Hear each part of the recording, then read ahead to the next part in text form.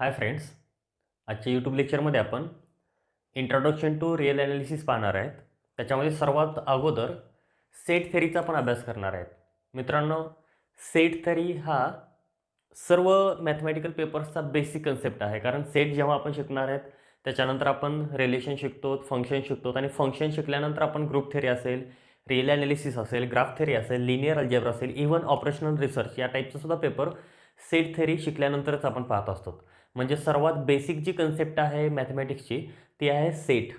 आता सेट म्हणजे काय हे कन्सेप्ट आपण इयत्ता 8वी-9वीमध्ये पाहिलेली आहे. परंतु सेटच्या नंतरच्या ज्या कन्सेप्ट आहेत, रिलेशन असेल, फंक्शन असेल, कार्टेशियन प्रॉडक्ट असेल, त्याच्यानंतर पार्टिशन वगैरे असेल, या साऱ्या गोष्टी आपल्याला या रिअल ॲनालिसिसमध्ये शिकायच्यात. सर्वात अगोदर आपण पाहूयात सेट थेरी. याच्यामध्ये सेट, ठीक आहे. आता सेट म्हणजे नेमकं काय आहे, सेट कोणत्या टाईपचं कलेक्शन असतं, त्याच्यानंतर सेटचे टाईप्स कोणते आहेत, सेट कोणकोणत्या वेना आपण रिप्रेझेंट करतो, त्या साऱ्या गोष्टी आपल्याला या आजच्या लेक्चरमध्ये शिकायच्यात. Set is a collection of well defined objects. मित्रांनो, वेल डिफाईंड हा जो मिनिंग आहे, हा जो शब्द आहे तो खूप महत्त्वाचा आहे. कारण वेल डिफाईंड जर नसेल, set is a collection of objects जर म्हणलं तर ती जी डेफिनेशन आहे ती डेफिनेशन सेटची होत नाही. कारण का कलेक्शन ऑफ ऑब्जेक्ट्स आणि collection of well defined objects या दोघांमध्ये खूप मोठा फरक आहे. कारण का समजा मी कोणतंही कलेक्शन घेतले, suppose A is collection of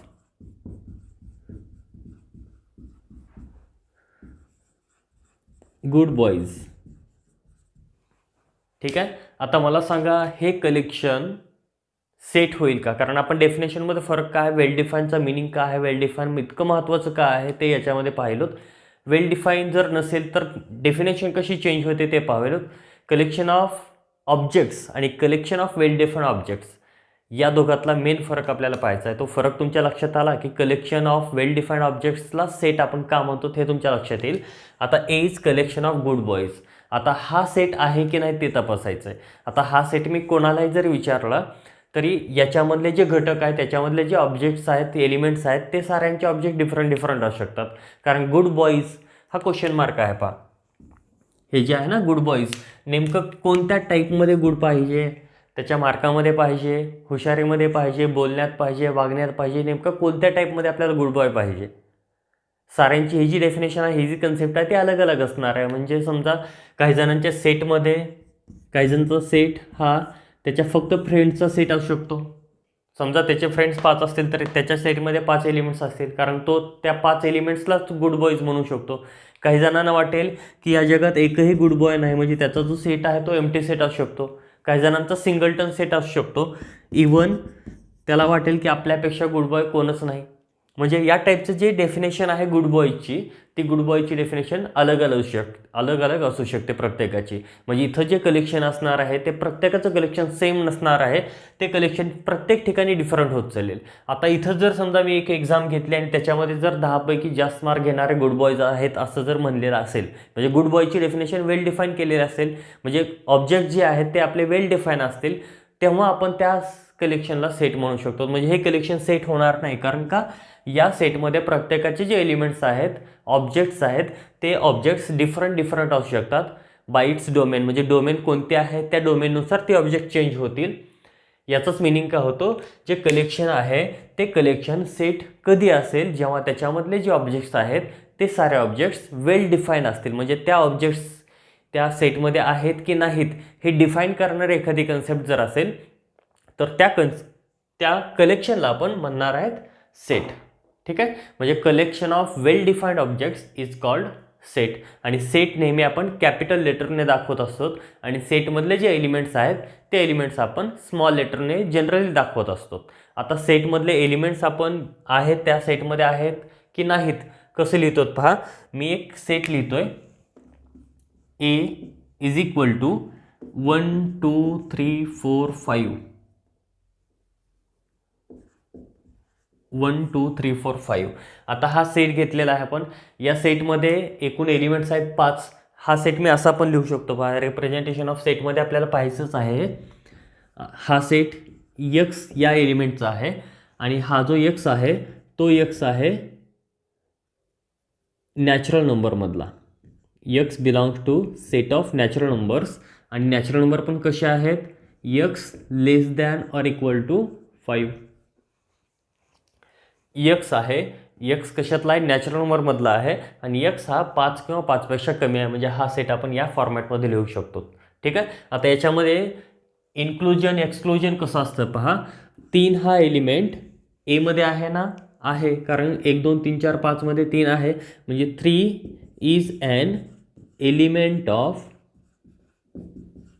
3 is an element of A.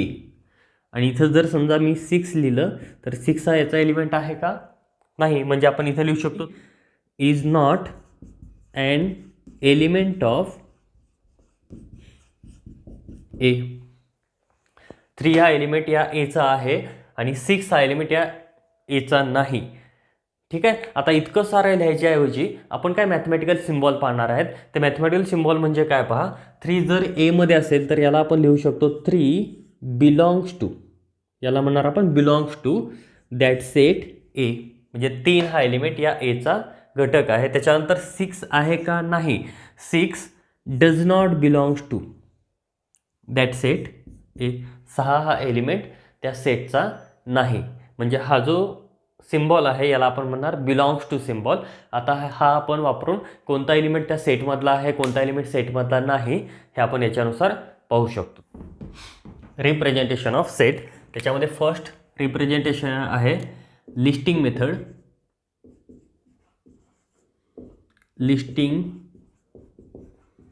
Method, आणि सेकंड आहे सेट बिल्डर फॉर्म.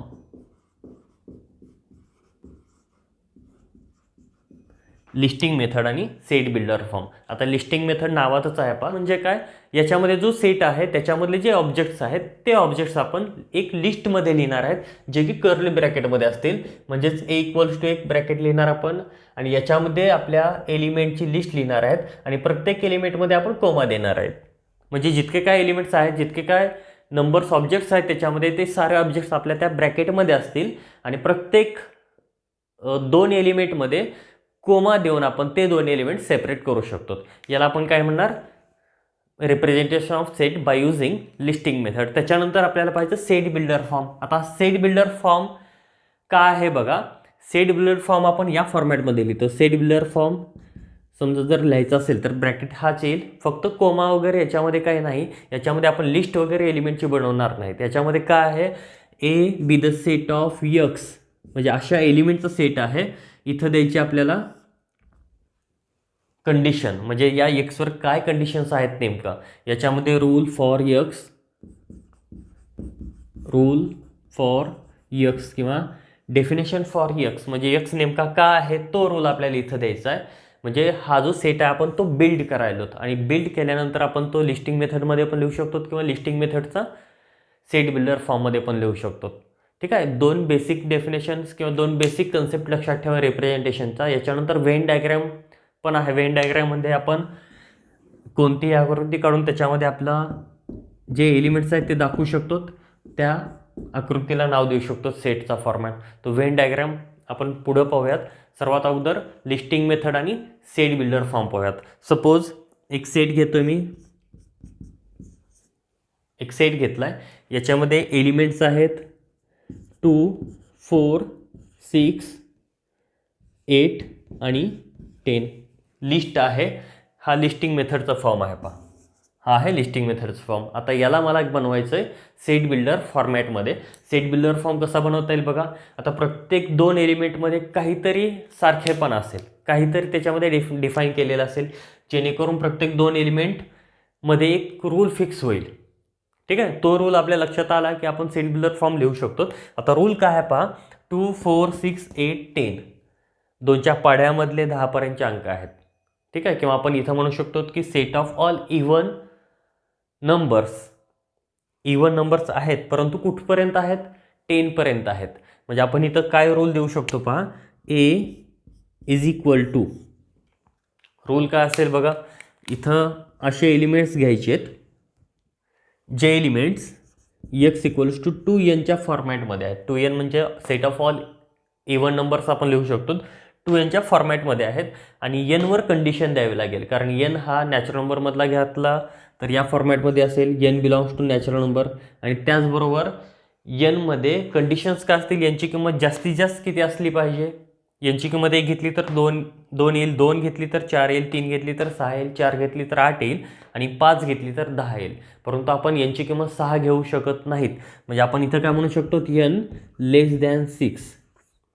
इतक्या साऱ्या कंडिशन्स आपण देऊ शकतो. म्हणजे हा आणि हा फॉर्मॅट, दोन्ही फॉर्मॅट कसे आहेत, सारखे आहेत, सेम टू सेम आहेत. फक्त हा आपण एक डिफाईन केलेला रूल आहे. याच्यामध्ये हा रूल लिहिलेला आहे, x असे घटक आहेत, त्याच्यामध्ये 2n टाईपचे एलिमेंट्स असतील, n हा नॅचरल नंबरमधला असेल, आणि यांची किंमत 6 पेक्षा लहान असेल. काही जणांना वाटलं इथं समजा <5 लिहिलं तरी चालेल, आणि हे जे एलिमेंट्स आहेत ते असेच याच फॉर्मॅटमध्ये लिहायचे आहेत असंही नाही. पहा, तुम्ही इथं पण लिहू शकता x such that x is an even number < <10 या टाईपमध्ये पण तुम्ही लिहू शकता. फक्त तुम्हाला रूल माहीत पाहिजे, कोणते 2 एलिमेंट्स कोणत्या रूलनं पुढं सरकायलेत किंवा कोणत्या रूलनं ते डिफाईन केलेले आहेत. तो रूल तुमच्या लक्षात आला की तुम्ही सेट बिल्डर फॉर्म लिहू शकता. ठीक आहे. याच्यानंतर आपण पाहूयात काही टाईप्स. त्याच्यामध्ये फर्स्ट टाईप आहे empty set. Empty set, a set having no element is called empty set. Empty set आपण फायने दाखवतो, किंवा एम्प्टी सेट आपण फक्त या टाईपचं ब्रॅकेट घेऊन दाखवतो. एम्प्टी सेटमध्ये एकही एलिमेंट नसेल, म्हणजे number of that set. Suppose empty set आपण ए घेतला, ए इज इक्वल टू 5, त्यालाच आपण एम्प्टी सेट म्हणतो. Number of A is equal to 0, याला म्हणणार आपण एम्प्टी सेट. त्याच्यानंतर सेकंड फॉर्म आहे सिंगलटन सेट. सिंगलटन सेट नावातच आहे, पण सिंगलटन सेट म्हणजे काय, a set having only 1 elements is called singleton set, and number of that set is equal to only 1. म्हणजे त्या सेटमध्ये फक्त आणि फक्त एकच एलिमेंट असेल, एकच घटक असेल, तर त्या सेटला आपण काय म्हणणार, सिंगलटन सेट म्हणणार. याच्यानंतर आपण पाहणार आहेत सबसेट. या साऱ्या बेसिक कन्सेप्ट आहेत. हे कन्सेप्ट तुमच्या लक्षात आल्या की रिअलायझेशन तुम्हाला सोपं जाईल, ते कोणत्या पेपर तुम्हाला सोपं जाईल. याच्यानंतर आपण पाहूयात subset. Subset, suppose A and B be the two sets such that all elements in A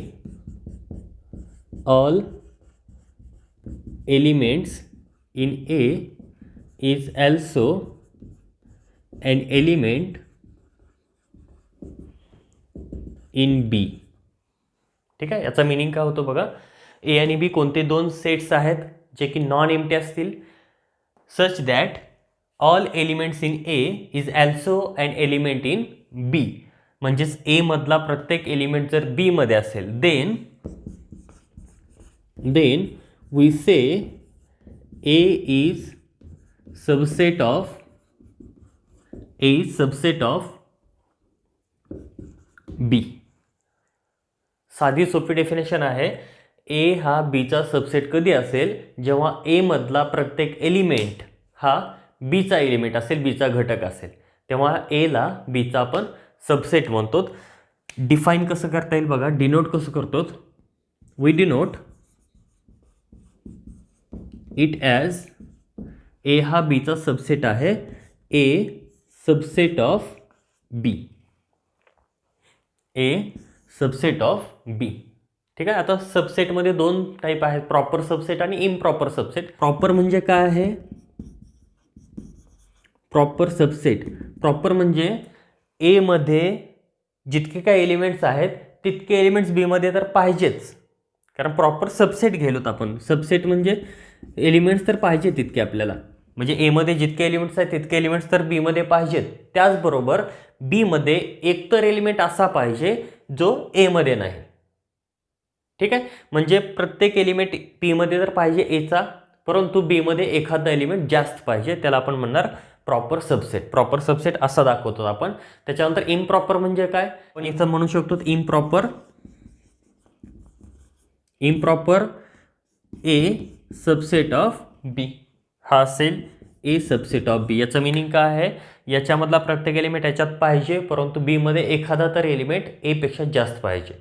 ठीक आहे. आणि इम्प्रॉपरमध्ये काय, ए मधला प्रत्येक एलिमेंट बी मध्ये पाहिजे, परंतु बी मध्ये एखादा एलिमेंट जास्त असावा, हे काय कंडिशन आपण तिथं देऊ शकत नाहीत. त्याला आपण काय म्हणणार, इम्प्रॉपर सबसेट म्हणणार. या कंडिशनमध्ये ए आणि बी सारखे पण असू शकतात, परंतु या कंडिशनमध्ये ए आणि बी सारखे नसतील. टू सेट्स इक्वल कधी असतील ते पण आपण इथं पाहूयात. Two sets are said to be equal if number of A, इथं two sets A and B असं म्हणू, number of A is equal to number of B. पहिल्या सेटमध्ये आणि दुसऱ्या सेटमध्ये सेम घटक पाहिजेत, नंबर ऑफ एलिमेंट सारखे पाहिजेत. And each element in A is also in B. And each element in A is also an element in B. म्हणजे नंबर ऑफ ए आणि नंबर ऑफ बी सारखे पाहिजेत. आणि त्याचबरोबर ए मधला प्रत्येक एलिमेंट हा बीचा पण एलिमेंट पाहिजे, तेव्हा त्या दोन सेटला आपण काय म्हणतो, इक्वल सेट म्हणतो. आणखीन आपण डेफिनेशन या फॉर्मॅटमध्ये पण लिहू शकतो. If A and B are equal, if and only if A subset of B and B subset of A. दोन सेट्स, हे मॅथमॅटिकल डेफिनेशन आहे. दोन सेट्स इक्वल कधी असतील, जेव्हा पहिला हा दुसऱ्याचा सबसेट असेल किंवा आणि दुसरा हा पहिल्याचा सबसेट असेल. म्हणजे इथं किंवा नाही, इथं आणिच असेल. पहिला दुसऱ्याचा subset A subset of B and B subset of A जर असा असेल तर त्या सेटला आपण इक्वल सेट म्हणतो. ठीक आहे. आता याच्यामध्ये युनिव्हर्सल सेट पाहायचं आहे.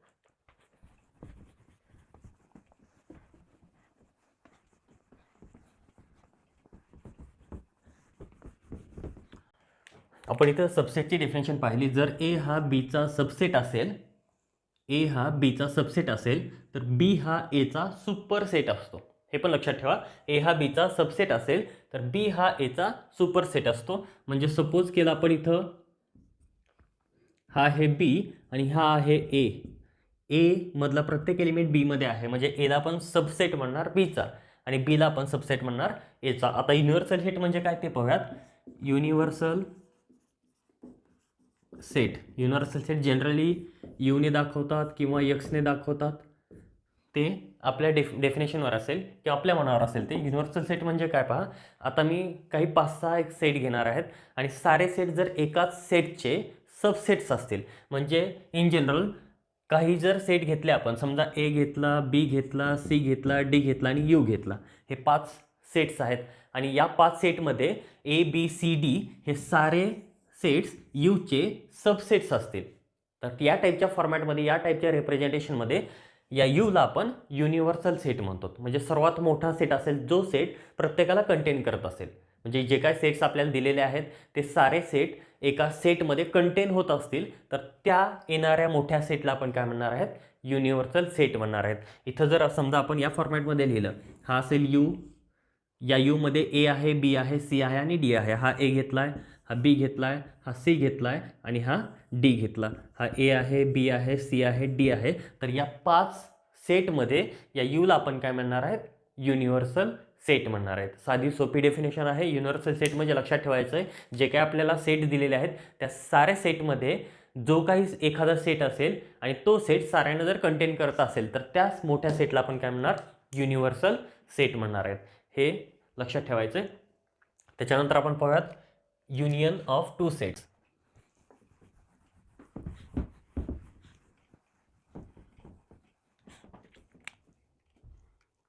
First union of sets.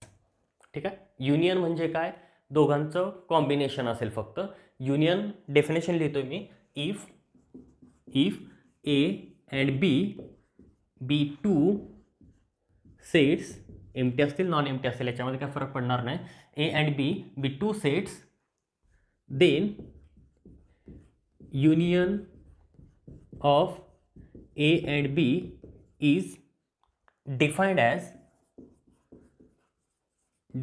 As A union B, हा जो सिम्बॉल आहे तो युनियनचा आहे, लक्षात ठेवा.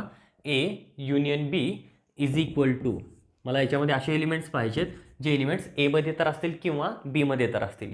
ए युनियन बी डिफाईन कसा होतो मॅथमॅटिकली पहा. A union B equal to x, म्हणजे असा एलिमेंट पाहिजे such that x belongs to A, x हा ए मधला तर एलिमेंट पाहिजे किंवा or x belongs to B, x हा ए मधला तर एलिमेंट पाहिजे किंवा यक्स हा बी मधला तरी एलिमेंट पाहिजे. सपोज हा ए घेतला आहे आणि हा बी घेतला आहे, हा ए आहे आणि हा बी आहे. ठीक आहे. आता मला ए युनियन बी घ्यायचं आहे, तर ते कलेक्शन मी कसं दाखवू शकतो. ए युनियन बी म्हणजे काय, एमध्ये पण पाहिजे आणि एमध्ये तर पाहिजे किंवा बीमध्ये तर पाहिजे. म्हणजे आपण इथं घेऊ शकतो हा टोटल एलिमेंट्स, इतके सारे एलिमेंट्स आहेत जे एलिमेंट्स एमध्ये तर आहेत किंवा बीमध्ये तर आहेत. दोन्हीमध्ये असतील तर काय प्रॉब्लेम नसणार आहे. म्हणजे आपण इथं म्हणू शकतो ए युनियन बी या टाईपमध्ये आपण रिप्रेझेंट करू शकतो. ठीक आहे. ए युनियन बी या टाईपचा फॉर्मॅट असेल, याच्यामध्ये काय अडचण नसावी तुम्हाला. आता एक एक्झाम्पल घेऊयात. एक्झाम्पल, ए सेट आहे 1 2 3 4, बी सेट आहे 2 4 5 7. आता ए युनियन बी ची किंमत काय असेल पहा. युनियन बी म्हणजे साऱ्या एलिमेंटचं कलेक्शन जे एमध्ये पण असतील किंवा बीमध्ये पण असतील. इथं घेऊ शकतो आपण 1 आहे, त्याच्यानंतर 2 आहे, 3 आहे, 4 आहे, त्याच्यानंतर 5 पण आहे आणि त्याच्यानंतर 7 पण आहे. दोघांचं कॉम्बिनेशन आपण इथं केलेलं एलिमेंटचं फक्त. आणि एलिमेंट लिहिताना रिपिटेशन्स अलाउड नसतं, एलिमेंट आपण एकदाच लिहित असतो. कारण इथं 2 2 सेम आहे, 4 4 सेम आहे, इथं डबल आपण लिहिलेलं नाही पहा. फक्त युनियनमध्ये आपण काय केलं आहे, एलिमेंटची लिस्ट, याच्यामधले एलिमेंट्स आणि याच्यामधले एलिमेंट्स, आपण सारे एलिमेंट्स एकत्र लिहिलेत, फक्त रिपिटेशन केलेलं नाही. या कलेक्शनला आपण काय म्हणणार, युनियन ऑफ 2 सेट्स म्हणणार. त्याच्यानंतर आपल्याला पाहायचं आहे intersection of sets. Intersection of sets,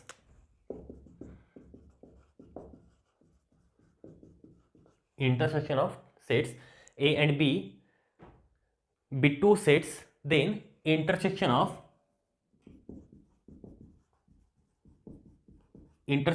A and B is defined as, intersection आपण या टाईपमध्ये घेत असतो. A intersection B is equal to x such that x belongs to A and x belongs to B. आता याचा meaning काय आहे पहा. इंटरसेक्शन म्हणजे अशा एलिमेंटचा सेट आहे जे एलिमेंट्स एमध्ये पण आहेत आणि बीमध्ये पण आहेत. युनियनमध्ये इथं ऑर होतं पहा, एमध्ये तर आहेत किंवा बीमध्ये तर आहेत, परंतु इथं एमध्ये पण पाहिजे आणि बीमध्ये पण पाहिजे. याचा मिनिंग काय होतो, इंटरसेक्शन म्हणजे दोन सेटचं जेव्हा इंटरसेक्शन घेत असतो त्याचं मिनिंग काय होईल, असे एलिमेंटचा सेट जे एलिमेंट्स एमध्ये पण आहेत आणि बीमध्ये पण आहेत, म्हणजे कॉमन एलिमेंटचा सेट होईल. Intersection is the set of all common elements of each set, त्याला आपण काय म्हणणार, इंटरसेक्शन म्हणणार. आता तेच इथं कसं लिहिता येईल पहा. हे आपण युनियन लिहिलेलं आहे. आता मला जर इंटरसेक्शन घ्यायचं असेल तर ए हा सेट आपण घेतलेला आहे, बी हा सेट घेतलेला आहे. आता इंटरसेक्शन म्हणजे काय, अशा एलिमेंटचा सेट घ्यायचा आहे जे एलिमेंट्स एमध्ये आहेत आणि बीमध्ये पण आहेत. आता कोणते एलिमेंट तसे आहेत बघा बरं.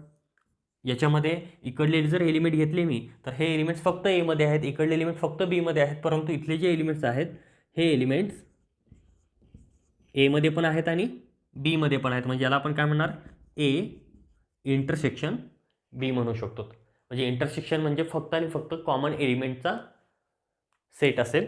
एक्झाम्पल आपण इथं पण पाहू शकतो, A intersection B is equal to set of all common elements. इथे लिहूयात आपण कॉमन कोणकोणते आहेत बघा. याच्यात आणि याच्यात 2 आहे आणि 4 आहे, म्हणजे हा 2 4 झाला. याला आपण म्हणणार इंटरसेक्शन ऑफ 2 सेट्स. त्याच्यानंतर आपण पाहूयात डिफरन्स ऑफ सेट्स.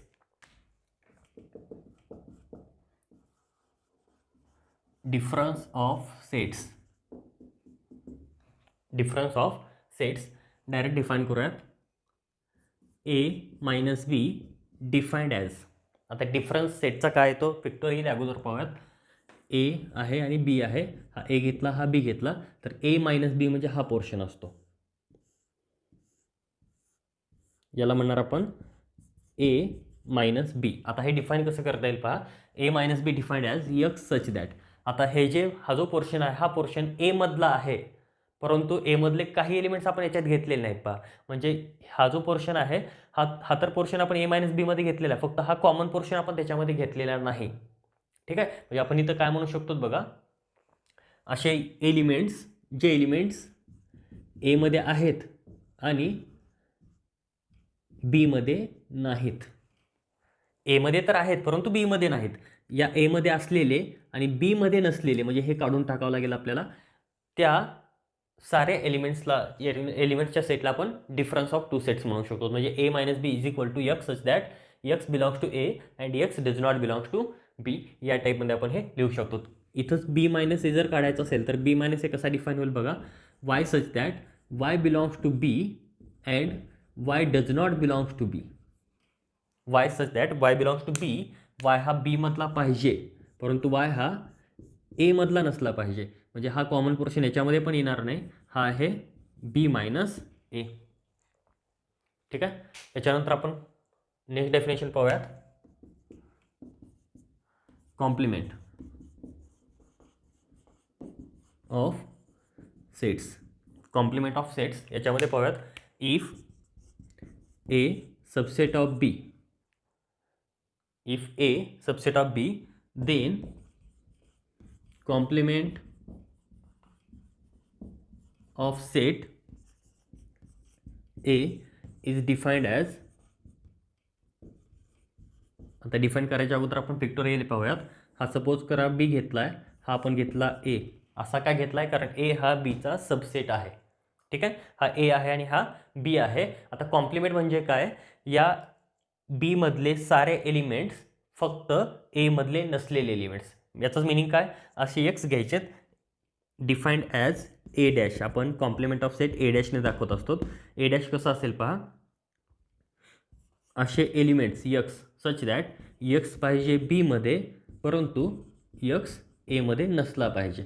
असे एलिमेंट जे बी मध्ये आहेत परंतु ए मध्ये नाहीत. यालाच मी असं पण लिहू शकतो पहा, B minus A. B minus एचा मिनिंग तोच होतो, A dash equals to B minus A. किंवा इन जनरल बऱ्याच ठिकाणी युनिव्हर्सल सेट घेतात. समजा ए हा यूचा सबसेट आहे, then complement of A, A dash equals to, इथं यू घेऊ शकतो आपण आणि इथं म्हणता येईल यू मायनस ए. यू हा युनिव्हर्सल सेट टाईपमध्ये घेतो आपण, इथं पण तेच असेल, त्याच फॉर्मॅटमध्ये आपण इथं घेऊ शकतो यू. म्हणजे हा जो बाहेरचा पोर्शन आहे या पोर्शनला आपण काय म्हणणार, ए डॅश म्हणणार. ठीक आहे, याला आपण म्हणतो ए डॅश. हा असेल कॉम्प्लिमेंट ऑफ सेट्स. त्याच्यानंतर आपण पाहूयात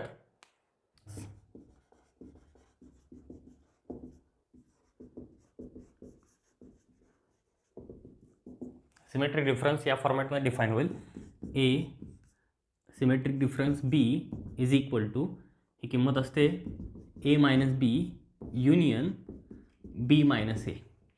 सिमेट्रिक डिफरन्स आपण इकडे पाहू शकतो पिक्टोरियली, हे लवकर लक्षात येतं. आता याला आपण म्हणतो पहा, हा असतो ए मायनस बी आणि हा असतो बी मायनस ए. ठीक आहे, हा ए घेतला आणि हा बी घेतला. आता याचं आणि याचं जे युनियन आहे त्या युनियनला आपण काय म्हणणार, सिमेट्रिक डिफरन्स म्हणणार. हा सिमेट्रिक डिफरन्स ऑफ सिम्बॉल आहे. आता यालाच मी आणखीन एक फॉर्मॅटमध्ये लिहू शकतो, इज इक्वल टू, बघा आता दोघांचं युनियन आहे आणि त्याच्यामधून फक्त आणि फक्त इंटरसेक्शन मायनस केलेलं आहे.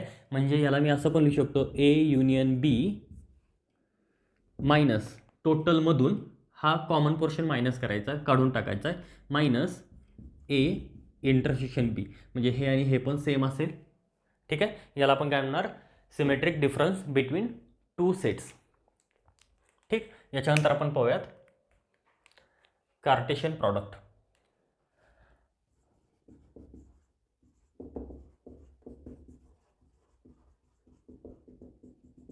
Cartesian product. suppose A and B be the two non-empty sets, then Cartesian product is denoted by A cross B and defined as A cross B is equal to, आता Cartesian product काय आहे बघा, ए आणि बी कोणतेही दोन non empty sets असतील तर त्यांचा कार्टेशियन प्रॉडक्ट ए क्रॉस बीने आपण दाखवत असतो. आणि ए क्रॉस बी डिफाईन कसा होतोय पहा, A cross B equal to pair of A comma B such that A belongs to capital A and B belongs to capital बी.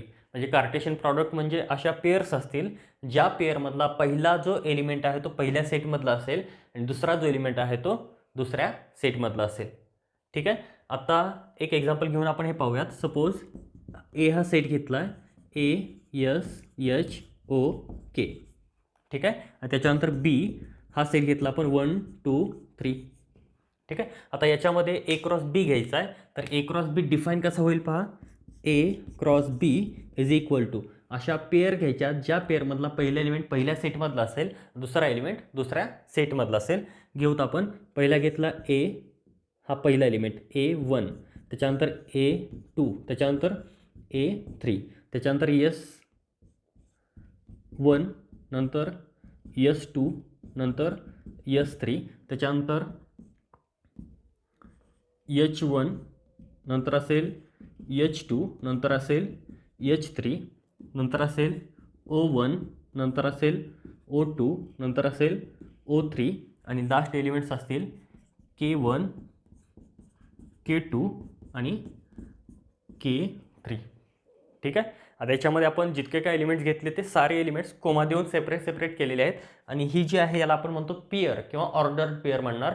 याच्यामधला पहिला एलिमेंट पहिल्या सेटमधला, दुसरा एलिमेंट दुसऱ्या सेटमधला असेल. आता हेच आपण पिक्टोरियली पण दाखवू शकतो पहा, ते मी इथं दाखवतोय.